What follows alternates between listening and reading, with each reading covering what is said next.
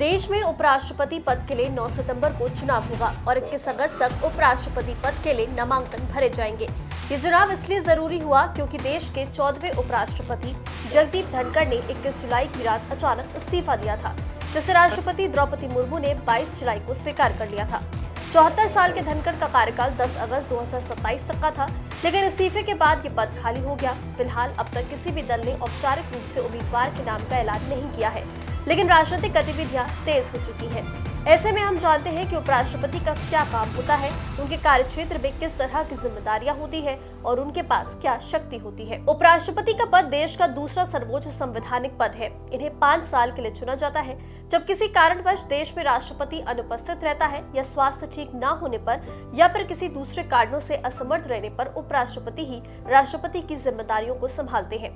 वो ऐसा तब तक करते हैं जब तक राष्ट्रपति अपना पद संभाल नहीं लेते। वाइस प्रेसिडेंट ऑफ इंडिया की आधिकारिक वेबसाइट के अनुसार अगर राष्ट्रपति त्याग पत्र देते हैं, निष्कासन होता है या उनका निधन हो जाता है तो उनकी जिम्मेदारियों को उपराष्ट्रपति संभालता है, लेकिन ये 6 महीने से ज्यादा तक नहीं हो सकता। ऐसे में 6 महीने के अंदर नया राष्ट्रपति चुना जाना जरूरी होता है। उपराष्ट्रपति राज्यसभा के सभापति होते हैं। राज्यसभा की कार्यवाही चलाना और अनुशासन बनाए रखना उनकी जिम्मेदारी होती है। जैसे राज्यसभा में किसी बिल का 50-50% मत होता है, तो ऐसी स्थिति में निर्णायक मत देने का अधिकार राज्यसभा के सभापति को दिया गया है। अगर उपराष्ट्रपति अपना इस्तीफा राष्ट्रपति को सौंपते हैं तो उन्हें पद से हटाने के लिए राज्यसभा में विशेष प्रस्ताव पारित करना होता है, जिसमें लोकसभा की सहमति भी जरूरी है।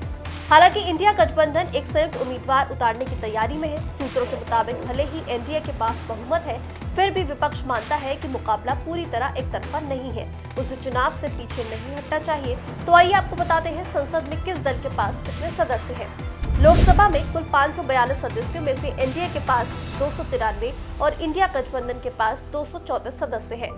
राज्यसभा में 240 सदस्यों की प्रभावी संख्या में से एनडीए को करीब 130 और इंडिया गठबंधन को 79 सांसदों का समर्थन है। कुल मिलाकर एनडीए के पास 423 और इंडिया ब्लॉक के पास 313 सांसदों का समर्थन है। शेष सदस्य किसी भी खेमे से जुड़े नहीं है। राजनीतिक दलों के बीच उम्मीदवारों को लेकर रस्साकशी तेज हो गई है। ऐसे में अगले कुछ दिन समीकरणों और रणनीतियों से भरपूर रहने वाले हैं। नया उपराष्ट्रपति कौन होगा, इस पर सभी की निगाहें टिकी है।